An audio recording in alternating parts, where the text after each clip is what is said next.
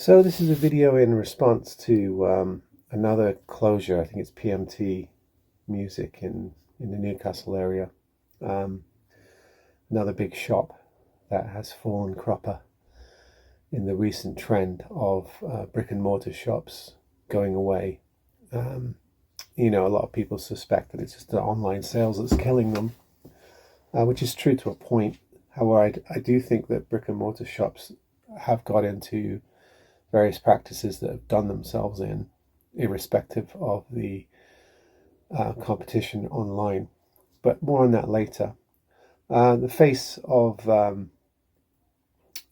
that particular brand or that shop for years on in the internet has been Dagan, and he's a particularly interesting YouTuber. I've watched him for quite a number of years. I don't watch all his videos, but he's quite an infectious character. There are some people that are just naturals in front of the camera.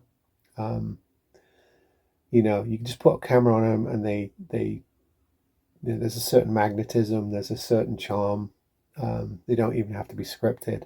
They just do well in front of the lens, whereas other people struggle uh, and are more shy. Now he's one of those naturals that just stands up and plays his guitar. You can see his love, his passion.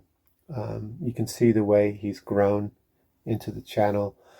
It's become more than just guitar reviews, as he's gotten more involved in the guitar community at large, done collaborations with other big YouTubers, that sort of thing. And I'm glad to see that he's going to go solo and continue his venture away from the parent company, and it's going to give him license to be freer.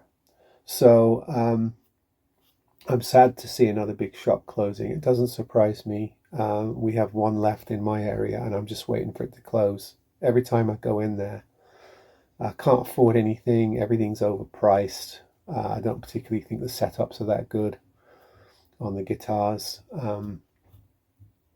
They're not particularly friendly. You always feel like you're in the way. They seem annoyed when you go in and buy strings because you're not buying anything higher value. It's definitely not a shop you want to go and just sit and jam for hours. Um, so in some respects, I can see why they're just not attracting the kind of clientele that they used to maybe attract years ago. Probably all the people that work there are underpaid, minimum wage. Um, the place is very small, cramped. There's little room to maneuver, that sort of thing. So they got challenges. I won't be surprised when they go away. Um, and this brings me to another video that I have seen lately by the Guitarologist, another well-known YouTuber, declaring that this is the end of guitar investment. I think the name of the video is the end of guitar investing or something like that. Now I think that's a bit dire, maybe a bit fatalistic. I don't think it's the end by any means. I do think the industry's changing, as we've talked about on this channel before. I do think that the world is becoming smaller, that you can buy from further away. More and more people are becoming a little bit more savvy about buying online.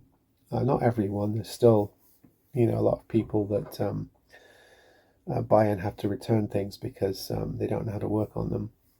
But I'd say that there's probably a much larger contingent of YouTube savvy guitar players that can do some basic work on their guitars, and that gives them a bit of confidence to buy online. Maybe the seller's market is or the buyer's market for investing and reselling is not as robust as it was. It's suffering a little bit. I'm seeing a downturn on eBay, probably on Reverb as well. Haven't been getting much response from Facebook Marketplace, even though I think the guitars I've put on there are really well priced. So yeah, there is a market downturn. I would say that there's probably a saturation point with the budget guitars, to where if you're buying to flip and resell, there's not the margin there anymore. And maybe there never was. Maybe it was just the novelty of a new exciting brand that bought you a little bit of a margin in times past. But people are sort of aware of Harley Benton, of Urt, of Grote, of IOIV, of Firefly. I think the word's gotten out a bit now, and so if you buy one cheap and you set it up and you try to resell it, you probably aren't getting the margin you might have been getting a few years ago. Plus, there's the issue that all of those brands have cracked up their prices in recent times. Some of the brands I just mentioned used to be £100 or £200, £300, and now they're getting towards the £400 or £500 bracket. Same in dollars. There's a few brands that are sticking around, the very budget price realms, but they're the less heralded brands like Glary.